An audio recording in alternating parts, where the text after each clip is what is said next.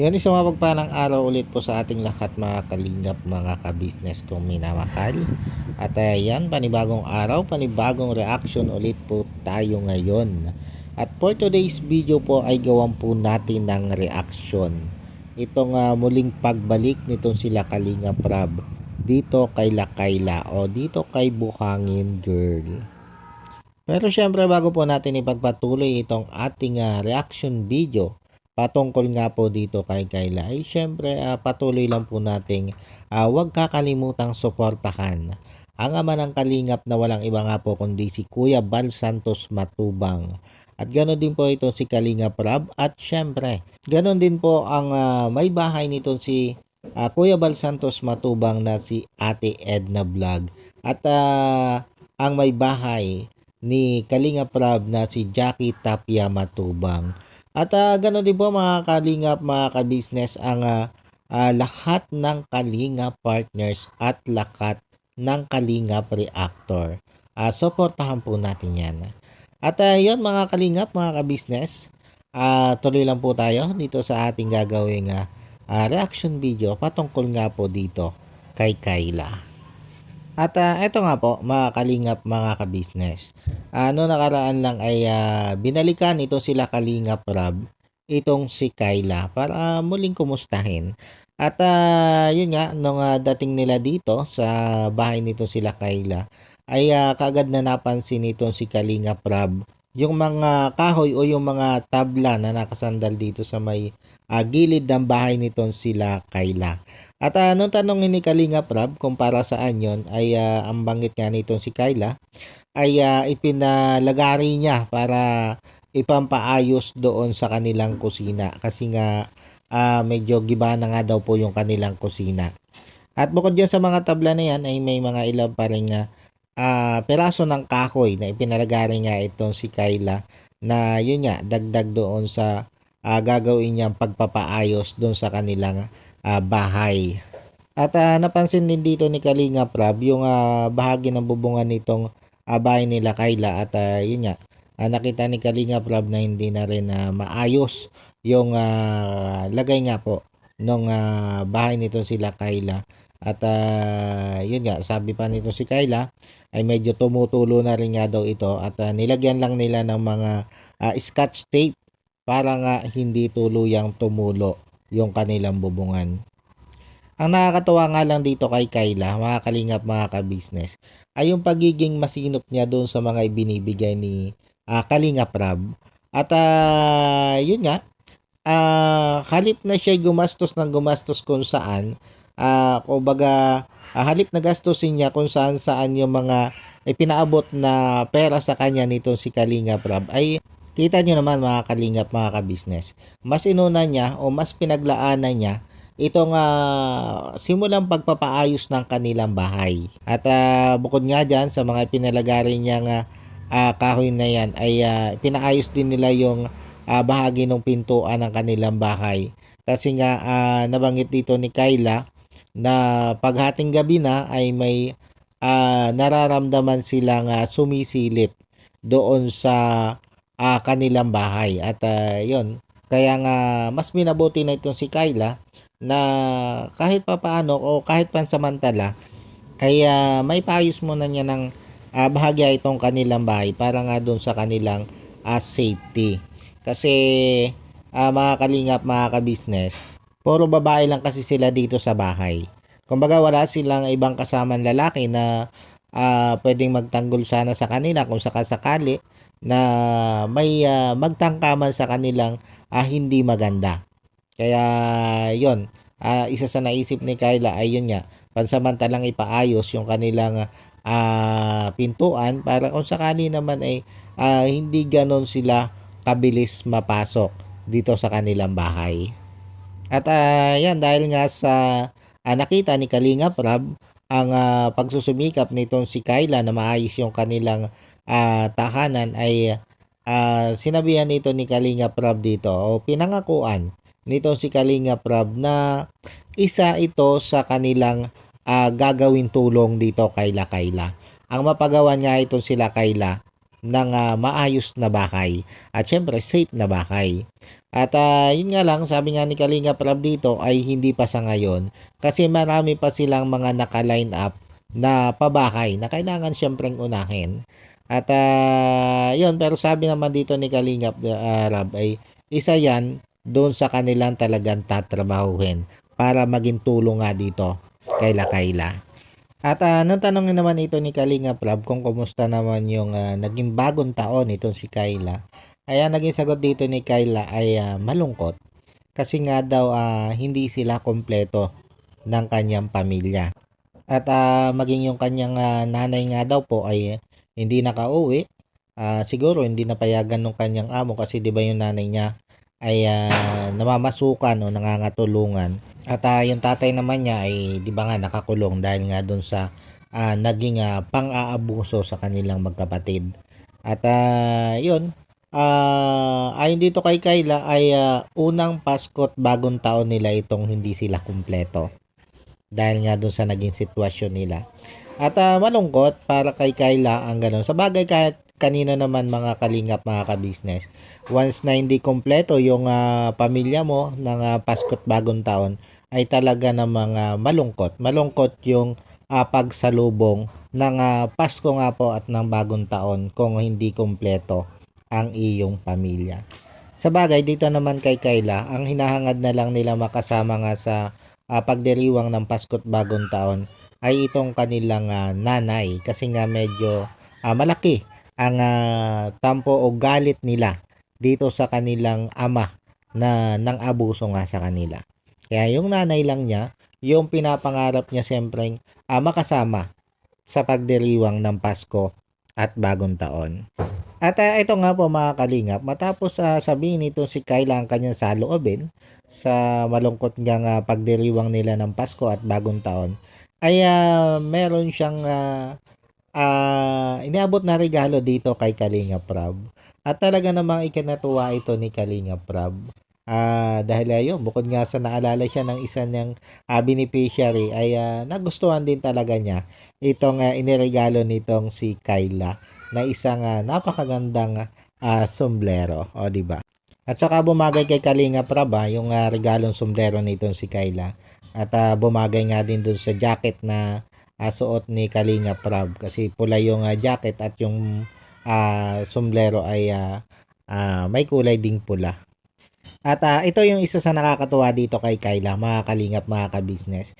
Kasi hindi niya nalimutan itong si Kalinga Prab na bilhan man lang ng ganitong klase ng regalo. Ika nga imumunting regalo man ito ay napakalaking bagay nito para sa isang Kalinga Prab na naalala siya ng kanyang beneficiary. Bigla ko naalala dito si Joby, di ba? Di ba si Joby ang isa sa kauna-unahang nagbigay ng kanyang pasalubong dito kay Kalinga Prab. At ayun nga, nabanggit din naman ni Kalinga Prab na first time niya makatanggap ng pasalubong galing sa kanyang beneficiaries o dito sa kanyang mga angels, di ba? At ito nga ay kay Joby nga niya naranasan o unang naranasan. Kaya sabi ko nga ay bigla ko naalala itong si Joby dito kay Kayla. At dito mga kalingap, mga ka-business, ay natanong din itong si Kalinga Prab kung kailan nga ba ang uwi ng mama nitong si Kayla. Dahil sabi nga ni Kalinga Prab ay akala nga niya ay uuwi nitong Pasko at nitong bagong taon. Kaya nga lang ngayon, batay nga kay Kayla, ay hindi nakauwi ang kanyang mama. At ang sabi naman ni Kayla dito ay uuwi nga daw ang kanyang mama ngayong January. At ang plano nila ay dito na lang magtigil ang kanyang mama at magninegosyo na lang sila. Kumbaga magsisimula sila ng isang maliit na negosyo. At ang yun nga, no, itanong ni Kalinga Prab kung ano yung planong negosyo nitong sila Kayla ay nabanggit nito kay Kalinga Prab na balak nilang bumili ng baboy na yun, alagain. At bukod doon ay luluto-luto sila ng mga kakanin na pwedeng itinda. At yun na lang yung kanilang gagawing negosyo para itong kanyang mama ay hindi na rin niya magtrabaho at matulungan siya o matuwangan niya siya doon sa pag-aasikaso doon sa kanyang mga kapatid. Kasi hindi din naman talaga biro ang nagiging sakripisyo nitong si Kayla pagdating doon sa kanyang mga kapatid, kasi nga kailangan niyang mag-uwian galing doon sa kanyang school, at ang school nga niya ay nasa Daet pa, at sobrang layo dito sa kanilang bahay yung kanilang school. Pero yun nga, naobliga siya na mag-uwian para nga doon sa kanyang mga kapatid. Kasi ayon din naman dito kay Kayla, ay wala din namang ibang mag-aasikaso talaga doon sa kanyang mga kapatid, kundi siya din lang, kasi nga wala yung kanilang mama. Kaya hindi din talaga biro yung nagiging sakripisyo niya dito. Kasi bago nga daw siya umalis, ay kinakailangan muna niyang ipagluto yung kanyang mga kapatid, para na sa ganun ay bago man lang pumasok itong mga ito ay makakain man lang. At pagkakadating naman niya galing sa eskwelahan, ay obligado naman siya maglaba. Dahil nga wala siyang ibang aasahan kundi yung sarili niya. Samantalang kung nandito nga naman yung kanyang mama, makakauwi na yung kanyang mama, at mag-aasikaso na ng munti nilang may ipundar na negosyo, ay hindi na niya kumbaga mababawasan yung kanyang mga gawaing ito. Doon pa lang halimbawa sa paglalaba, di ba? Kayang-kaya na yun ng kanyang mama habang wala siya, di ba? At maging yung pag-aasikaso sa umagahan ng kanyang mga kapatid na nag-aaral din, ay pwede na ring maging katuwang niya doon ang kanyang mama. Kumbaga, kahit papaano ay mababawasan ang obligasyon nitong si Kayla doon nga sa kanyang mga kapatid. At ang isang kagandahan pa dito, makakapag-focus siya. Kumbaga, mapopokusan niya ng maigi yung kanyang pag-aaral. Kasi nga mababawasan ng kahit papaano yung kanyang isipin para dito sa kanyang mga kapatid at doon sa mga gawain sa bahay. At eto nga mga kalingap, mga ka-business, dito sa bahaging ito ay ipinakilala nitong si Kalingap Rab ang dalawang angels na kasama niya. At ito nga po ay yan, ang una niya ipinakilala ay si Carla, na kung tutuusin ay kilala na rin naman ito ni Carla, kasi nga madalas niyang napapanood itong si Carla. At kumbaga alam din itong si Kayla kung ano yung mga pinagdaanan nitong si Carla at kung papaano ito tinulungan nitong si Kalingap Rab. At bukod nga kay Carla ay ipinakilala din ni Kalingap Rab itong si Rose Ann. At ito naman si Rose Ann ay kahit papaano ay may pagkakakilala na dito ito din si Kayla, bukod nga sa napapanood niya din ito si Rose Ann, ay nakasama niya daw ito sa isang doon sa pagkuha ng exam. Kaya kahit papaano ay mas kilala na rin niya itong si Rose Ann. At dito mga kalingap, mga ka-business, ang tingin ko kaya din na ginawa ito ni Kalingap Rab na ipakilala dito sa dito kay Kayla itong si Kayla at saka si Rose Ann, ay para maging motivation din itong si Kayla ang mga naging karanasan nitong si Carla at si Rose Ann. Kasi nga alam naman natin kung ano yung pinagdaanan din nitong dalawang ito, kung ano yung pinagmulan nitong dalawang angels na ito. Kasi nga itong si Carla ay alam naman natin na ito ay dating photo vendor, at ito naman si Rose Ann ay isang walis vendor. At yan, ito naman si Kayla ay sabi nga niya ay buhangin girl. Kumbaga, hindi nagkakalayo yung kanilang mga dating antas ng pamumuhay.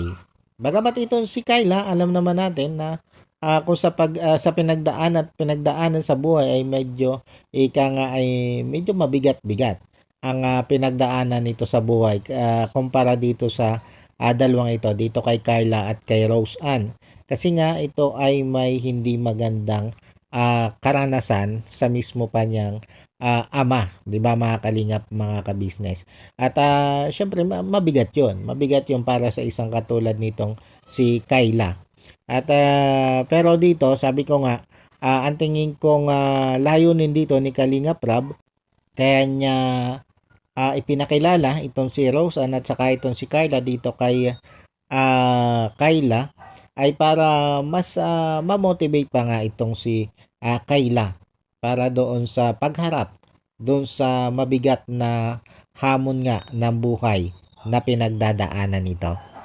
At dito din mga kalingap, mga kabisnes, ay isa ding magandang balita ang inihatid nitong si Kalingap Rab dito kay Kayla.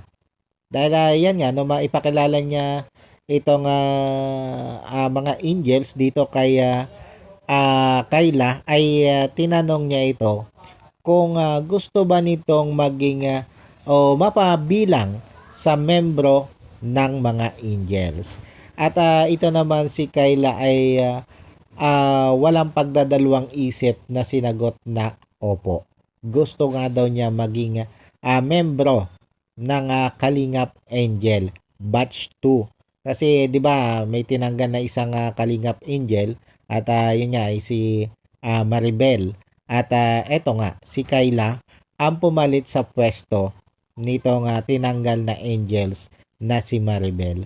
At ito ay napakalaking pagpapasalamat dito nitong si Kayla. Dahil sabi nga niya ay may katiyakan na yung kanyang tuloy-tuloy na pag-aaral. Kasi malamang alam niya na once na ikaw ay membro na ng Kalingap Angel ay talaga namang isa ka talaga dun sa priority na binibigyan ng scholarship nitong Kalingap. Kaya nga lubos-lubos ang kanyang pagpapasalamat dito kay Kalingap Rab o dito kay Kalingap Rab sa bibigay sa kanya ng isang napakagandang oportunidad na ito. Ganyan pinapahalagahan o kinikilala nitong si Kayla yung kanyang pagiging membro ng Kalingap Angels. At dahil nga siya ay membro na ng Kalingap Angels, kaya naman pinaalalahanan din ito ni Kuya Bobby TV143 kung ano nga ba yung mga kailangan gampanan nitong si Kayla bilang isang membro ng Kalingap Angels. Kasi nga may mga rules ang Kalingap Angels na kailangan sundin ng bawat isa. At sabi nga ni Kuya Bobby ay ipapaliwanag din naman ito ni Kalingap Rab dito kay Kayla. Ang mahalaga lang doon ay dapat alam ni Kayla kung papaano sumunod dun sa rules. At yun nga, alam naman natin mga kalingap, mga kabisnes, na may mga ilan ding angels na matapos nga makilala dito sa kalingap ay medyo umiba ng direction. At ito yung sinasabi ni Kuya Bobby na sana ay hindi mangyari o sana ay hindi gawin nitong si Kayla. At sabi naman dito ni Kayla ay marunong naman siyang tumingin o magpahalaga doon sa mga taong tumutulong o tumulong sa kanya. At sa tingin ko naman mga kalingap, mga kabisnes, ay totoo itong sinasabing ito ni Kayla. Kasi makikita mo naman sa personalidad niya yung pagiging mabuting kabataan pagiging mabuting tao, di ba? Kumbaga, kita mo nga dito na hindi siya mapagsamantalang tao At hindi siya, kumbaga, doon pa lang sa pagbibigay nitong si Kalingap Rab ng tulong financial sa kanya at nakita niyang malaki na yung naibigay sa kanya ni Kalingap Rab, halos ayaw niyang tanggapin yun. Kumbaga, isa yan doon sa magpapakita o nagpapakita ng isang napakagandang katangian nitong si Kayla. Yung hindi siya mapagsamantalang tao. At para sa akin, mga kalingap, mga kabisnes, ang lahat ng mga natatanggap na ito ni Kayla na tulong mula dito sa Kalingap at maging itong pagiging membro nga niya o bagong membro ng Kalingap Angels Batch 2 ay talaga namang deserve nitong si Kayla. Kumbaga lahat ng biyaya o blessing na dumarating sa kanyang buhay ngayon ay deserve niya. Kasi nga, nakita naman natin kung ano yung hirap na pinagdaanan ng batang ito. Kung ano yung mga hindi magandang mga karanasan niya sa buhay pero nananatili siyang matatag. at nananatili siyang positibo at nananatili siyang responsable, hindi lang sa kanyang mga kapatid, kundi sa kanyang buong pamilya. Kaya sabi ko, deserve na deserve nitong si Kyla ang lahat ng tulong na ibinibigay nitong sila Kalingap Rab. At yun, congratulations din sa iyo Kyla sa iyong pagiging bagong membro ng Kalingap Angels Batch 2. Deserve mo yan. At sana ay yan na talaga yung maging simula ng pagbabago ng takbo ng buhay nyo o takbo ng buhay mo at ng buong pamilya mo syempre. Katulad din ng ibang mga angels na nakita naman natin na sa ngayon ay magaganda na rin ang naging katayuan ng kanilang pamumuhay. At yun paano po mga kalingap, mga ka-business, hanggang dito na lang muna po itong ating reaction video patungkol nga po dito kay Kyla. At yun, muli po ay maraming salamat sa lagi nyo pong pagsama sa aking mga upload video, sa panonood nyo at pagsuporta nyo dito sa aking mga inia-upload na video, mga kalingap, mga ka-business. At yun, bago po tayo tuluyang magtapos dito sa ating reaction video ito, mga kalingap, mga business, ay syempre nandiyan po lagi ang aking paalala na wag po natin kakalimutan patuloy na suportahan ang ama ng kalingap na walang iba nga po kundi itong si Kuya Bal Santos Matubang. At ganun din po itong si Kalingap Rab at syempre ganun din ang may bahay nitong si Kuya Bal Santos Matubang na walang iba nga po kundi itong si Ate Edna Vlog. At ganun din itong may bahay ni Kalingap Rab na ito nga po si Jackie Tapia Matubang. At syempre, ganun din ang lahat ng Kalinga partners at lahat ng Kalinga reactors. Pasuportahan naman po yan mga kalingap, mga ka-business. At syempre ganun din po ang inyong lingkod, Anime Reactors TV. Huwag nyo pong kakalimutang suportahan. At isama na rin po natin sa ating patuloy na susuportahan itong sila ka-business official, Papa Dins TV at ka-business family. Yon mga kalingap, mga ka-business. At muli po ay maraming salamat po sa inyong lahat. God bless po. At I love you all. Bye-bye.